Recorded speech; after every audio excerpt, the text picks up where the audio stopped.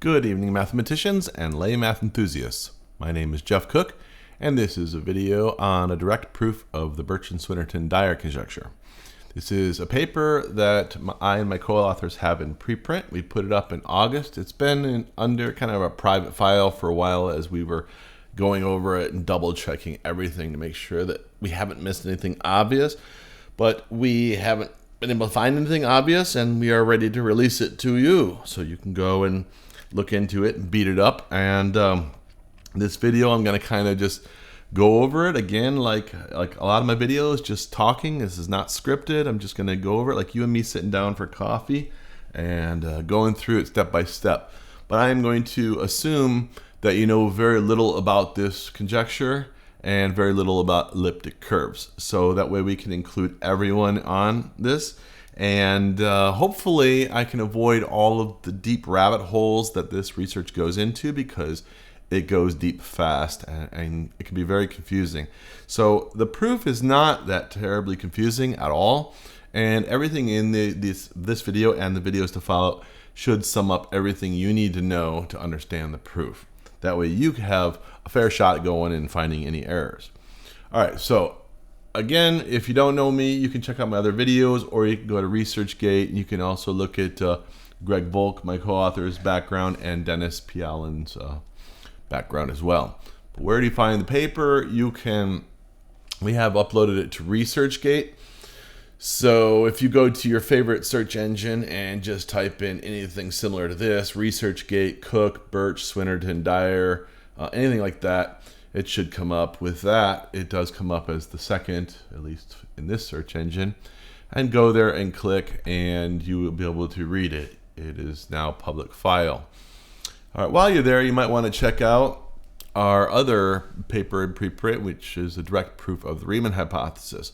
If you haven't seen the other videos on how to understand that, you can go see that. There's a large, about 10 different videos on that we put. Going to be very similar to this one, where we just go through it one at a time, each equation, each concept.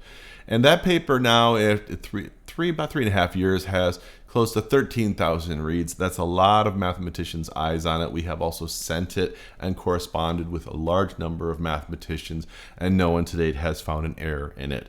In the early days, of course, we were having some typos and things like that were found, but nothing significant. All right, so if you haven't seen the Riemann hypothesis videos, you can just go, this is one, and you see it's interesting. We have actually more reads than we have views. So we are not only generating this interest from YouTube, but we want YouTube to use it to help. We originally were going to do it just for mathematicians, and then we said, well, let's just make it public. And so we have, and it's been a lot of fun talking with all the mathematicians in the comments over the years. All right, also, before we begin, if you have followed our videos or the videos on this channel, and I sometimes have Greg and Denny sitting in on them, you know, we have set up a podcast. We were talking about it, and we've done it with a few guys. And this is a podcast for you, basically, and as much as you want it. And if you are a researcher or you have some significant work that you have done, and we'd love to hear your story. We have had some interesting guests already, and we have I don't know exactly when this is going to be premiering, but this week we have Otto Orff. He's a former professional soccer player, so that's really a neat video. And next week we're having Jim Abrahams, the film producer, director of all of those movies, Airplane, Naked Gun, all of that. And he's going to come on, and we're going to talk a little bit about the ketogenic diet. We're also going to talk about comedy and some of that. So that's next week. Should be really great. So please check it out. Subscribe to that podcast, and like all the videos. Just go like them all, and comment. Go ahead and talk. So this podcast is for you and your research. So make it your home. So this channel right here is mine. I kind of go through the comments, and this is my area. This podcast is yours. So please go and make it your home. We'd love to have you. All right, so that is the name of the podcast, Unpacking the Problem. And you see, we'll talk about anything: gravity, relativity, gravitons, politics and religion only if the guest brings it up. So far, none have yet, so that's fine. And that's it. Go check it out. It's a really good channel, and it's growing. It's very, very, very, very new. So you see very, very few views, but we're starting to get some in the hundreds, and just after a week. So please go check it out. All right, let's do this. So let's start from the beginning. All right, to understand the Birch and Swinnerton-Dyer conjecture, it's all about elliptic curves. Okay, and to understand elliptic curves, you have to understand a little bit about Diophantine equations and algebraic curves and the wonders of the donut. All right, and we're going to get into all of this. All right, so when I say donut, I mean torus, really. Okay, good. So a Diophantine equation is an equation, you've seen them. It could be a quadratic, cubic. It's something that involves two or more variables, and they have made for interesting puzzles for centuries. All right, so they didn't have video games 100 years ago, so what did people do to pass their time? They would write an x squared plus y, and then they'd go and find all the solutions they could find. It was, it's neat. And Fermat was one of those, and in the Fermat's last theorem, is involved with this. And in fact, Wiles' proof of this in the 90s said something about, in the end, something very important about elliptic curves. And we'll get into that. Okay, so who was Diophantus? Sorry. Well, he's Greek. He's from Alexandria, and no one knows exactly when he was born and when he died, or at least no one can come to agreement with it. But somewhere between 200 and 220 AD, and he lived for about 80 years. And he looked to be like a nice, strong, handsome guy, which I think that's really cool for mathematicians.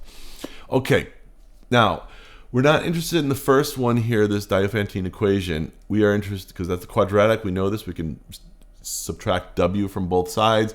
It was set 0 to the right side, and plug in the quadratic formula to solve it. A cubic is a little bit, that's with, maximum of 3 powers.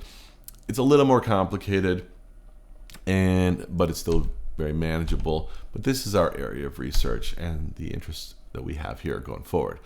So this is a genus 1 curve, and I want to say while we're on this with genus, many of you may understand this. It's not a complex thing.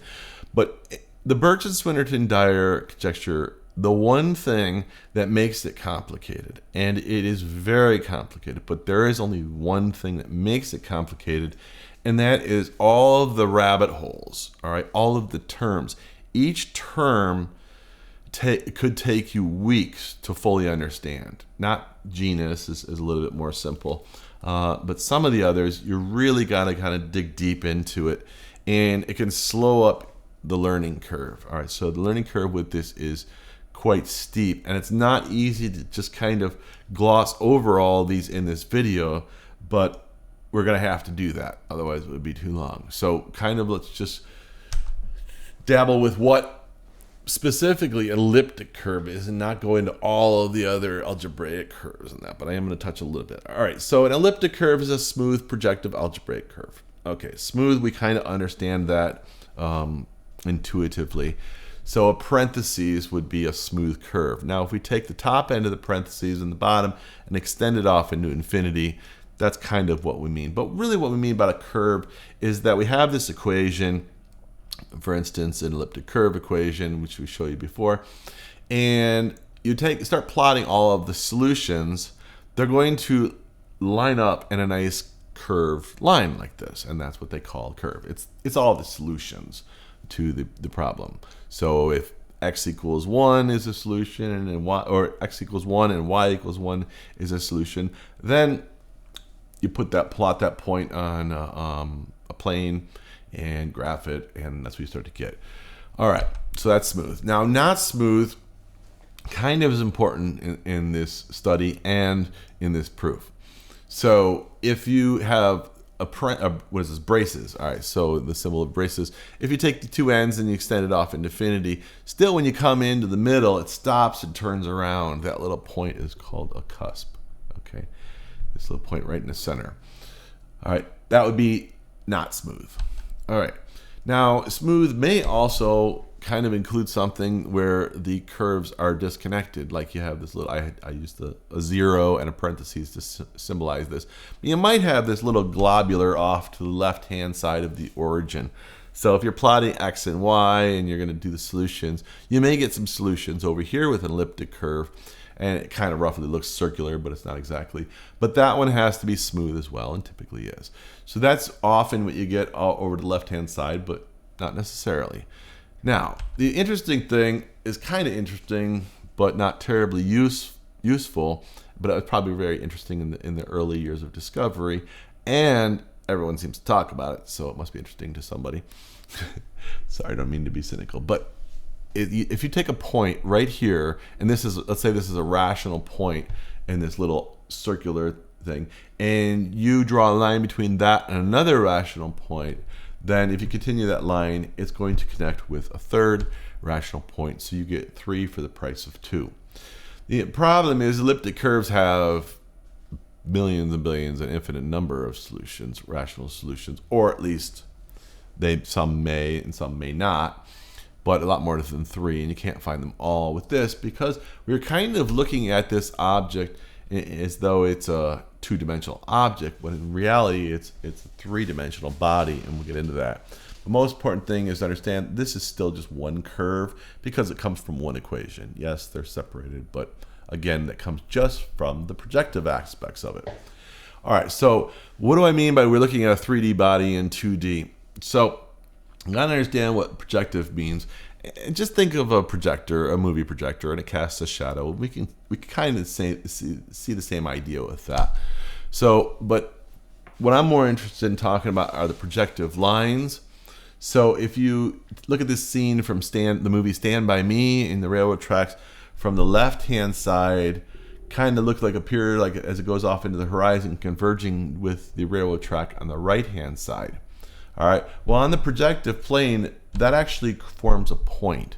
So in reality, those lines are parallel all the way to infinity. But in a projective plane, it's kind of the same concept, but actually we consider that point a real point out in infinity. Now, there may be other points, and you can think of just simple terms of limits. All right. So if you have a point, let's say it's not infinity, say it's somewhere between 0 and infinity. Let's just say it's pi. And the left-hand side of the function, we take the limit of it, and it converges to pi. And the right-hand side converges to infinity, and we got a problem. We know there's something wrong. We divided by 0, or we've made some assumption. But if the left-hand side converges to pi, and the right-hand side converges to pi, that is a point, and that is the actual value of the function. So this is kind of going to come into play in the proof, and has to do with projective planes. Now, to understand a little bit more about that point at infinity and the projective plane, you can go look up this video, elliptic curves, point at infinity and the projective plane, on YouTube. And there's lots of other, it's a huge area of research. A lot of people are looking into it. I am more interested in these lines. I don't know if you can see my cursor, but it goes around from the P and connects over to the Q and so on and so forth. I'm interested in those lines for what we're going to be talking about. Also, the 3D body on the complex projective plane is a torus, so a donut. And it may not be obviously clear how that elliptic curve translates into a 3-dimensional body. And I've tried to look here for some good images that show both, and with like lines drawn to, and I haven't found it. But I did see one before, but I couldn't find it again. And for sake of time, I got to move on. But I wanted to share this too. Look, you have these lines. They're drawn. A lot of people talk about these lines around the torus. For instance, this one over to the left, this purple, pink one, the line is connected. So it has the end is connected to the beginning, and so it kind of cycles around. But I'm more interested in the lines that go off into infinity, and you'll see why as we get into this.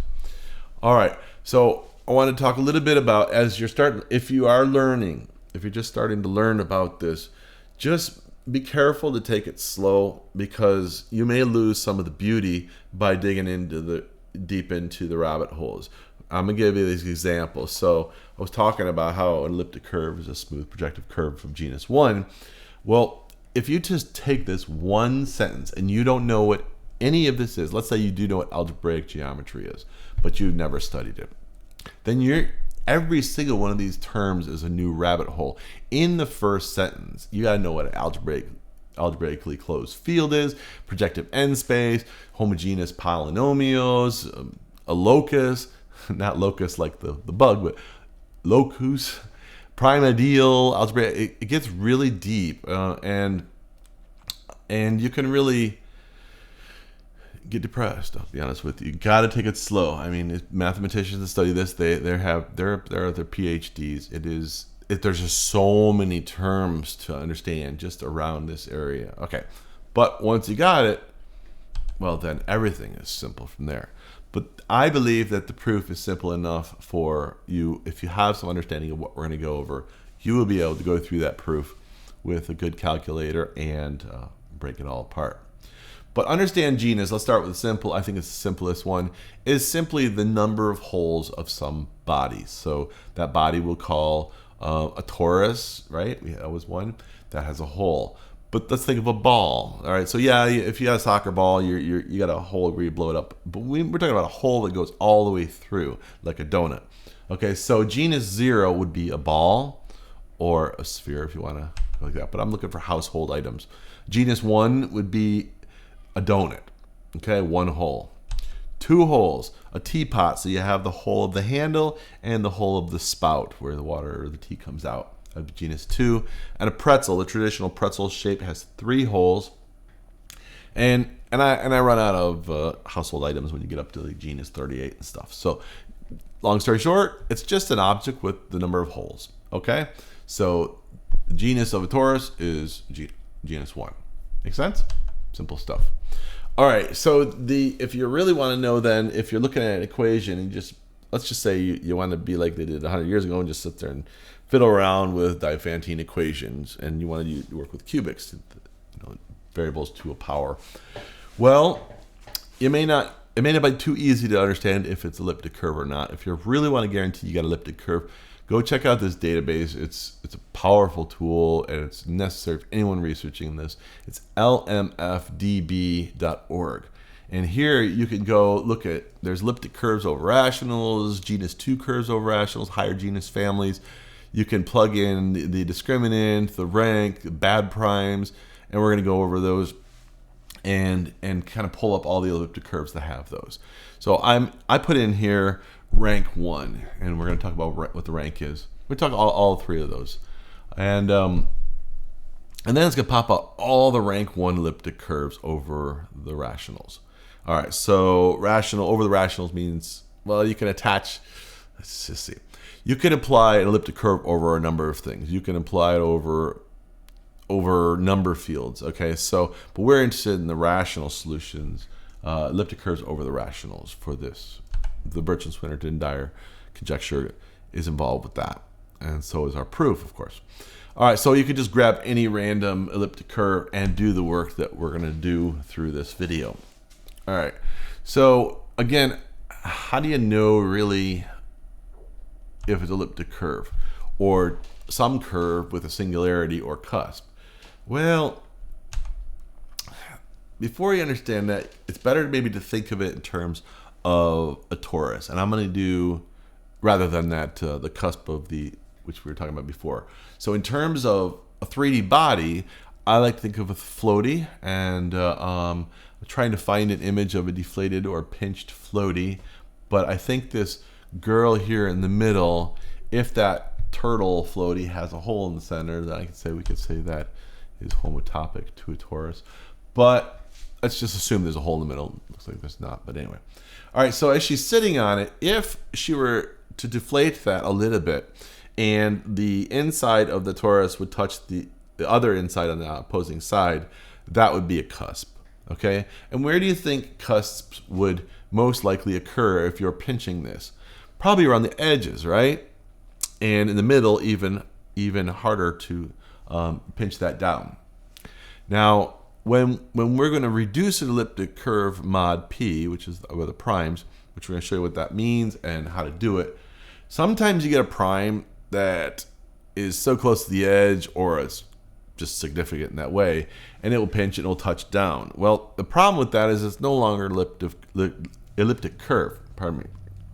And so you have to eliminate that solution for the purposes of what we're going to do. It's not very elegant.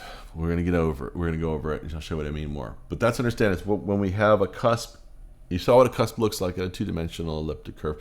But when you actually look at it as a 3D body, as a torus, it's kind of more like a pinching the two ends together. All right, good. Now rank. The definition of a rank is kind of like a group of rational points on an elliptic curve. But you can think of it in terms of a path, and that's the way I do it. And I think you'll never go wrong, and you'll have a greater, deeper understanding of it. When I mean path, is a path of that the rational solutions will be found on. So you can say they're traveling, but they're not actually moving. But this is the path that you will find the rational solutions. All right, so rational would be like, rational numbers. They're like 2, 5, 3/4, things like that. So we're not interested in irrational in this area. All right, so as you saw before, those points lined up.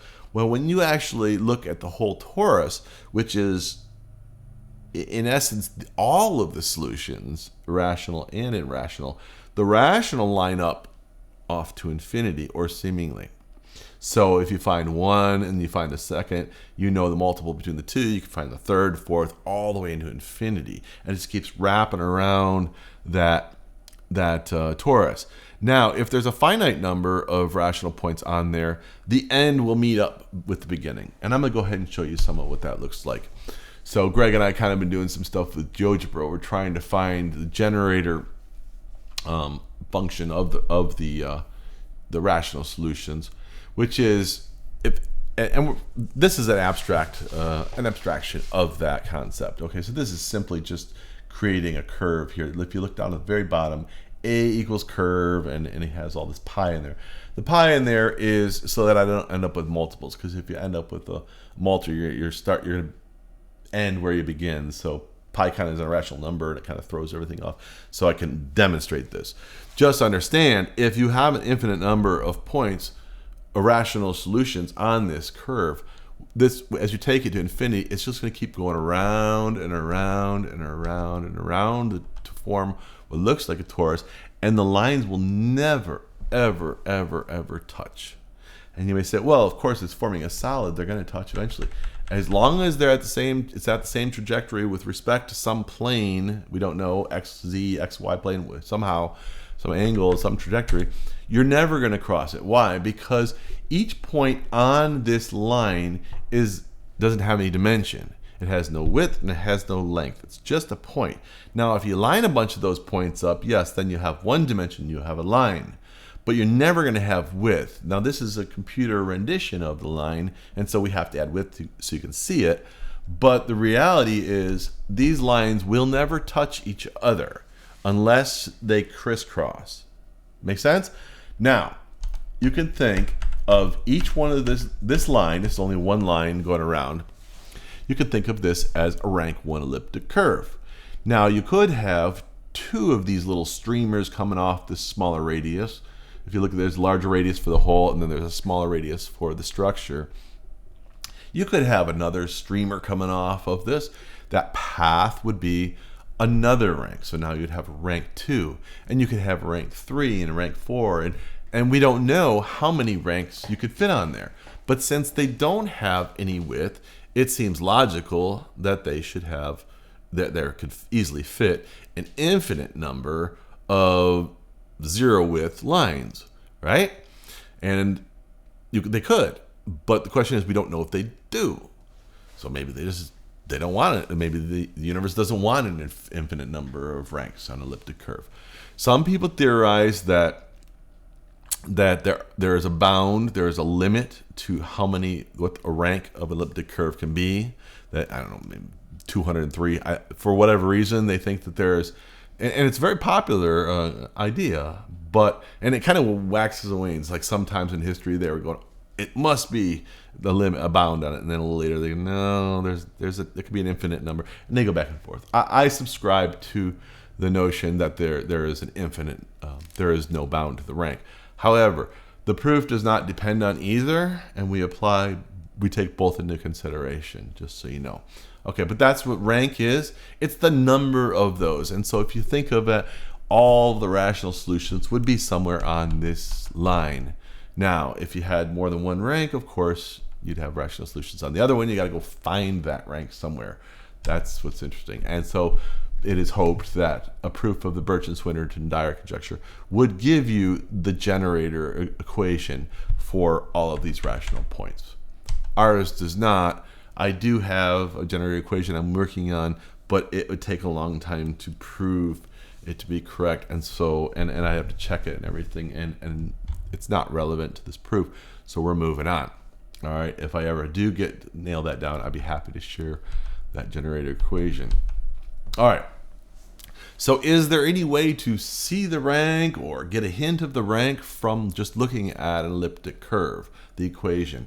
And the answer is no. So here's two different elliptic curves, and they're two different ranks, and there's three different elliptic curves, three different ranks, and four different ranks, and there's really no pattern you can see looking at this. So as we get into the derivatives, think of this as a still image. You can't see any motion, you can't see an acceleration, so it's like that. So like if you're thinking of position, what's the derivative of position? Velocity, and then you can actually see some motion, you can see a little bit more. With this, we can't see the rank. Only until you really start to study the derivatives of the L function elliptic curve can you actually start to see the rank show its ugly face. Actually, it's a very beautiful face, but we're going to get into it. All right, so is there any pattern? That is the big area of research that led to the Birch and Swinnerton-Dyer conjecture, and we'll get into that. Okay, but first, before we get to conjecture, we got to take a look at Haas. I don't know if it's Hasse or Haas, but I'm just going to say Haas. Haas-Weil zeta function attached to E. So what does that mean to attach something to an elliptic curve? Well, if you have a tow truck, or let's say a pickup truck, and you don't know how, you can't look at its engine, it's not tested, you don't know how strong it is, you build it, it works, but you want to test how strong it is, what do? You attach something to it. So you go ahead and you attach your trailer and you start to put a load on it and do different things. It's kind of the same concept with mathematics, where you can attach these different properties to it to see how it behaves. To get it can then you can challenge it in different ways to see exactly if you find that pattern that we're looking for, which is where is the rank. We know where the rank is in the elliptic curve, but it's kind of, we find it from brute force. But is there a faster way to do it?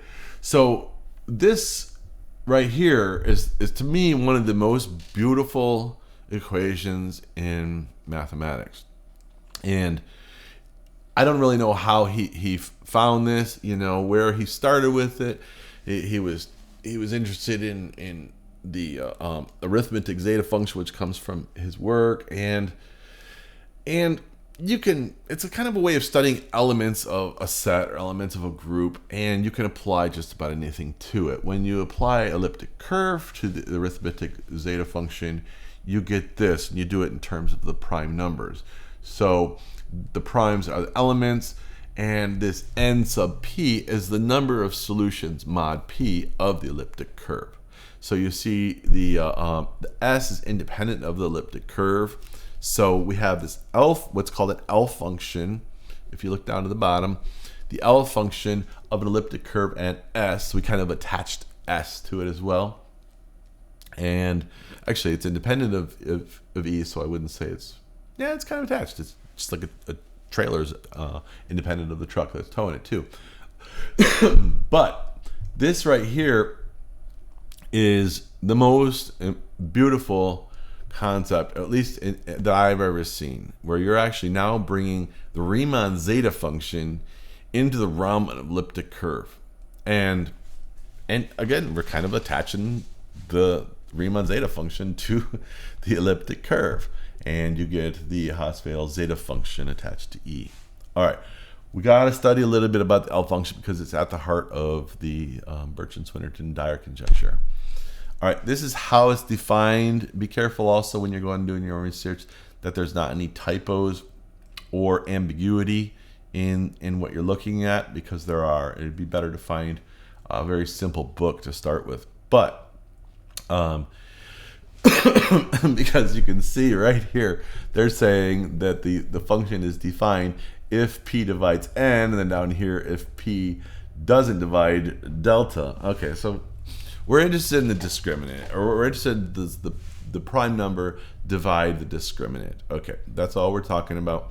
So if we take we take this function, all right, so the L function is the product of the inverse of the L sub p function. All right, just so you'll see that.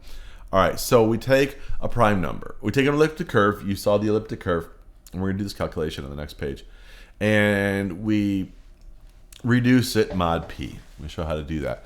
Once you have the number of solutions, so you see it's kind of subtle here, a sub p, it is equal to p plus 1 minus the number of points e mod p. We're going to show how to do that. Once you have the number of solutions for that particular prime, then we can calculate a sub p, and we get a number output. All right, we get a number, and we can then go ahead and a value, and then we're going to take the product of it, invert that L sub p function, and take the product to infinity for all of the primes, and then we get some output value of the L function. All right, simple? Kind of. Just be careful when you're reading it that you understand what the discriminant is. We're going to go over the discriminant now. All right, so if you're looking at an elliptic curve, just the general form, y squared equals x cubed plus ax plus b. If you know a and b, these coefficients, you got the discriminant. Just plug it into this formula at the bottom, and you have a solution. Just make sure it's not equal to 0. And honestly, I've never seen one equal to 0, so but it happens. Okay, good. Now, if you want to do the calculation just to see how this works and to really understand it, you got to do the calculation. And since this is free, just go to wolframalpha.com. You can do this equation here. Here's how you would plug it in here so you can get a better understanding.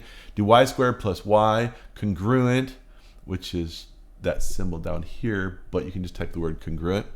So y squared plus y congruent to, but you can just say congruent, x to the power of 3, which is x caret 3 in Wolfram Alpha, and then all the rest. And at the very end, just do mod whatever prime you want to do. So you got to start at 2 is the first prime, and then mod, and it'll tell you how many what the solutions are down here. The problem with Wolfram Alpha is it only gives you like 5.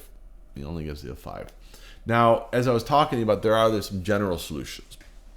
And it's kind of like if you know the rank, you can kind of find a general solution too. And again, it's something like this at the bottom they're showing. It's something like a product or a multiplier, and you kind of just go ahead and find all the rest of the solutions.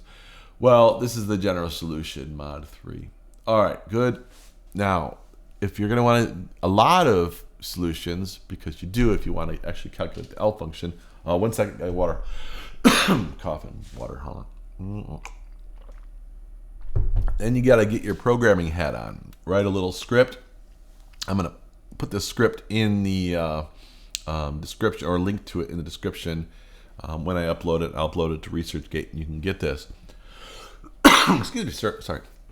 All right, but it's basically the same idea. We're going to calculate the left-hand side, which I've abbreviated LHS. Left-hand side mod P, and then the right-hand side RHS mod P. And we go through loops through all of the prime numbers and loops through some different values of x and y. And as you get a solution, it's going to, if they're equal, the left-hand side is equal to the right-hand side, then it triggers it, and NP increments by 1. Make sense? We're interested in calculating the number of primes. And so you can go to cocalc.com and paste that script into they have a little field. As you kind of scroll down, you'll see it. If they get more on their website, it's harder to find that. But once you find it, just plug it in there, or you can download the software. And so if you look at the bottom of the screen here, so for instance, the number of solutions for the prime 13, there's 11 solutions for this particular prime. So for the next prime 17, there's 11 solutions also for that prime. The next one 19, there's 15 solutions for that, and so on and so forth. And you can get that value n sub p, and you can plug it in, and you can actually get the value output of the L function entirely. Pretty cool, huh?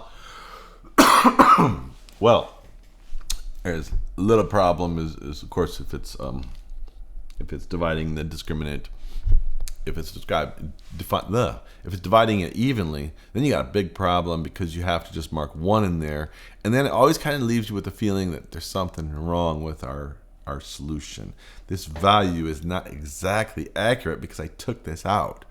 But you can't leave it in because by definition it's not an elliptic curve, and so it's not the perfect function. It's beautiful and genius. It's just in fact, there's been ways where you can eliminate those bad primes and then plug them back in later, and that has some interesting proofs involved with that. But we have a different way of dealing with this situation in the paper, and I think it's very beautiful. But let's just talk about what an L function is in general, so everyone's on the same page. So an L function is an L series with legs, basically. It has an analytic continuation. An L series is a Dirichlet series. And I know in England and the United States, they say Dirichlet, and in Russia, they say Dirichlet, but whatever, we all know what we're talking about. All right. Maybe I should be in Russia. I don't know. I'm just kidding. I don't know. All right, so yeah, so it's the Riemann zeta function is an L function. All right, so there's a lot of L functions, and they have all some interesting properties. If you want to go look at all of the commonalities between L functions, go check them out. The L function elliptic curve is a little different, but what is most important is the Taylor expansion of that L function. So I got to explain a little bit what a Taylor expansion is, or a Taylor series, for those who aren't too familiar with it. If you are familiar with it, hang in there because there's some interesting things about the Taylor series that are unique to this problem, and some of the things, even if you're familiar with the problem, you might haven't considered. All right, check this out. All right, so we're talking about derivatives. We talked before that, yeah, we don't see any pattern when we just look at a still image of the elliptic curve, okay? We just look at it, the function as it is. It's not too pretty. It's nothing significant. But when you start to look at the derivatives, like position becomes, the derivative of position is velocity. We know a little bit more. We could say a little bit more about it. And the derivative of velocity is acceleration. We could say a little bit more about it. So that is where the pattern becomes visible, because it does seem, and that is the conjecture, that the rank is related to the derivative. So a rank 3 elliptic curve, if you take the Taylor expansion of the L function, it is conjectured that the first 3 values are 0, and then the fourth is not. In a rank 2, it is conjectured that the first 2 terms are equal to 0, and the third is not, and so on. For a rank 1, the first one is a 0, and a rank 0 has 0 zeros in the terms. But why do they conjecture it? Because they can get the value really, really, really precise, and you can do there's some approximation functions, and you'll see that the zeros are very close. The values are very close to 0, and there's some other behaviors too, which we get into, that suggest that it should be this way. Now, what is important about let's talk about something that's a little confusing with the Taylor expansion definitions in terms of the Birch and Swinnerton-Dyer conjecture. Okay, so it's discussed that the leading term is the first non-zero. Well, a leading term of polynomial, as you may know if you know polynomials, is the largest term in the series, or right? But that's not necessarily the case always. Really, kind of what it means is the one that it contributes the most to the sum. But in this case, neither of those are really accurate, because let's just say that the L function, the output is 0. And so if it's 0, well, then the first term should be equal to 0. And let's say it's a rank 3, then we got a 0, 0, 0. Well, none of those are contributing, or those are the ones that are contributing the most to the sum. The next one is non-zero. That doesn't contribute to 0. It throws us further away from 0. So just understand that leading term means the significant term in this concept. It's the first non-zero. That's all you really need to know. So if it's rank 3, you're going to have 3 zeros. Rank 2, you're going to have 2 zeros. Rank 1, makes sense? All right, that is what is conjectured. Now, why is this important? Because now we have that pattern. We can start to see, hey, there is something unique about the elliptic curve. We can take the elliptic curve, we can calculate its L function, and we can determine its rank by taking the derivatives. See how fast it is? If the first one's 0, hey, it's definitely not a rank 0 curve. If the second one's 0, hey, it's definitely not a rank 1, and so on and so forth. So we can know almost immediately. A computer can pop that answer out really quick. That's why it's so significant. Okay, last thing about Taylor series. Understand that every function, let's just take for example the Riemann zeta function, it's an L function. Every function has many different forms. Okay, there's many different forms. And you could take the Taylor expansion of the different forms, and do you really think that you're going to get all of the terms to be equal for all of the different forms? No. So some of the functions, you may be using the functional equation for the Riemann zeta function, and it has this sign in there, or some other trigonometric function where the terms are going to oscillate, where the first term is positive, and then the second one is negative, and then third is positive, and so on and so forth.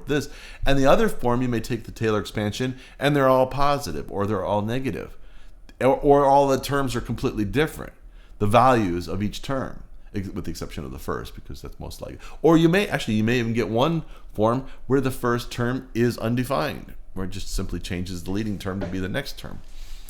So this is something important to consider. It hasn't really been thought of or discussed with the Birch and Swinnerton-Dyer conjecture, because it should be then that no matter what the form is, somehow that rank is still going to connect to that particular derivative. Now, it may be that all of the terms are 0 except that one, or all of them are valued but that one is 0, but still the final value output is going to be the same. Does that make sense? So just so you know, there's going to be, no matter what the form of the L function of elliptic curve is, and if you give it a few hundred years, there's going to be many different forms probably. But this is important for our paper because, well, we found a new form of the function, and it still kind of says there's significance between the rank. Well, actually, we prove it that the rank is connected to the derivative, and it has different values, but you can easily go one to the other. All right, you're going to check this. You're going to like this. All right, here we go. Let's move on. The conjecture then says this, that the Taylor expansion of the L function elliptic curve at s equals 1, or around the point s equals 1, equals some constant times s minus 1 to the power of r plus higher order terms, meaning the higher order derivatives. Okay, so I like to put, when I'm talking about the Taylor expansion of a function, I like to put this t and then sub the symbol that we use for the function. All right, there is a weaker form of the conjecture, and this is actually the one most everyone's interested in looking for, is that the L function elliptic curve around the point s equals 1 equals 0 if and only if the rank is greater than 0. And that makes sense too. If you look, it should be very obvious if you were paying attention. If it's a rank 0, we have 0 zeros, right? So if it's rank 1, we're going to have this first term is going to be 0. So the first term is equal to the output. So all the rest sum to that if you're taking the point. For instance, if you're taking the expansion around a equals 0 in this case, okay, so, and you apply, you would then want to see what the value of the output is at s or x equals 0, then the first term is going to be equal to the entire sum. Okay, let's move on. You guys know this stuff. All right, so there's another form of the conjecture. Actually, this was kind of more of like what's called a formal definition, and I don't really like it. I don't think it's very interesting, but it kind of, let's just go over it. All right, so the conjecture also leads to, and this was the first form of the conjecture, is that the L function at s equals 1 will equal this product, a product of the number of solutions of the prime mod prime over p for all p less than or equal to some maximum prime number. Okay, so it gets a little weird if you're looking at it, you know, like kind of like how could that be? And I think best way to explain that is kind of think of the limit lines. What do I mean, how can it be? Because think about the limit. If you have an infinite number of primes on the denominator, right, then it's always going to be 0, right? Wrong, not necessarily. It has to do with the rate of convergence.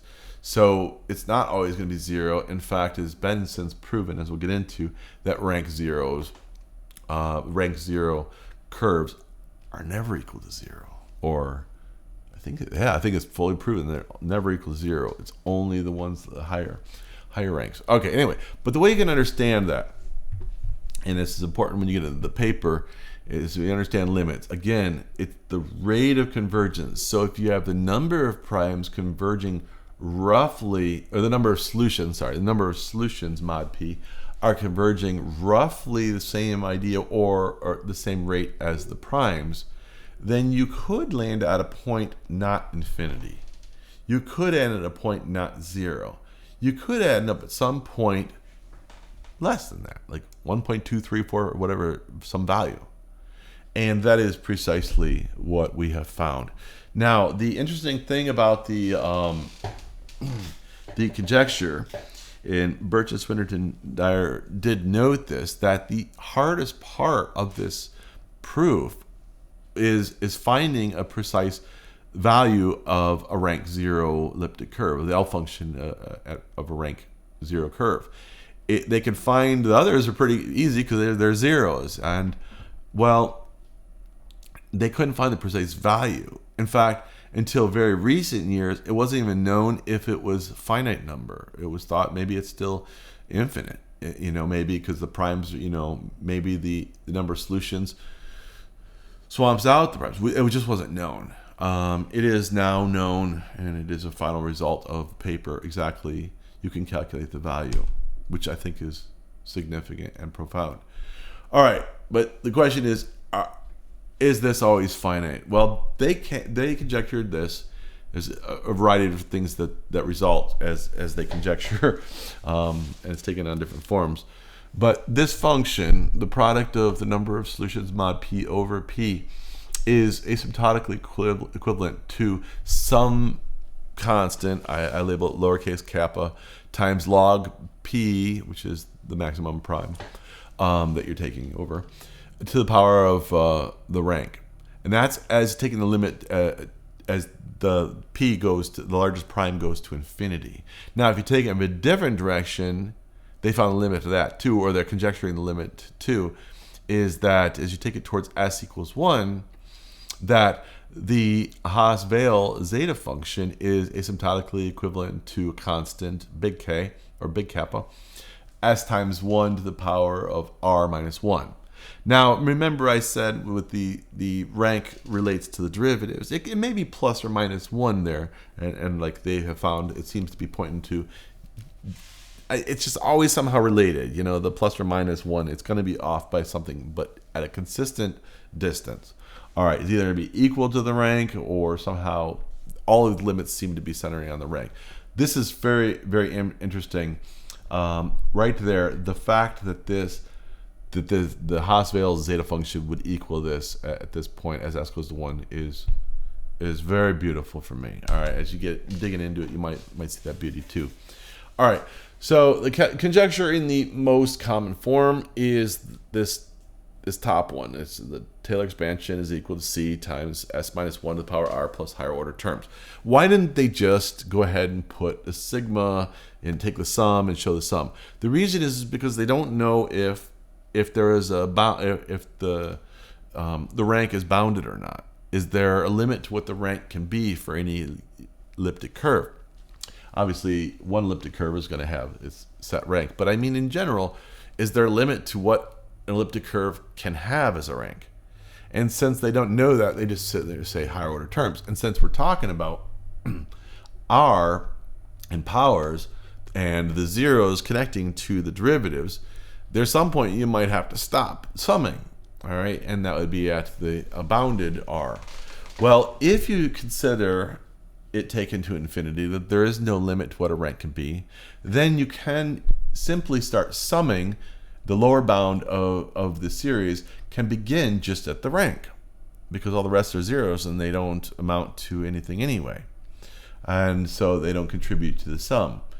And I don't know, I'm hesitant to mention this. There's some people that think that the values of the terms past the rank are nonsense. I have read this, that it's not. They oscillate, and you can actually see they converge back. If the value is 0, it does appear they're converging back to 0. I've taken these calculations way out, and so they aren't nonsense. Those values sum back to 0. So I can't prove it because I can't prove it as 0 in that way, but it definitely is converging. They oscillate wildly, all of the terms after that, the value of them.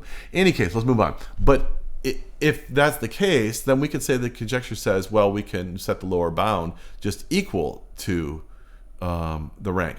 For instance, if it's a rank 3 elliptic curve, then we could just start summing at n equals 3.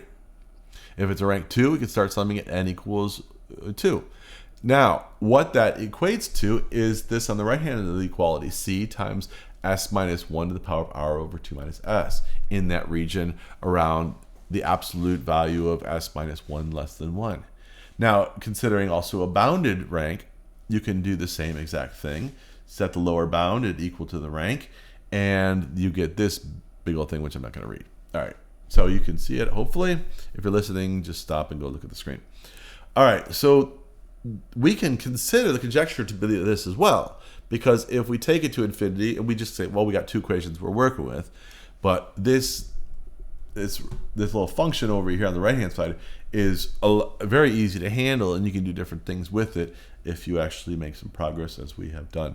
Okay, so now what do we know before our paper was written? There's 3 main advancements that our paper relies on in some respect.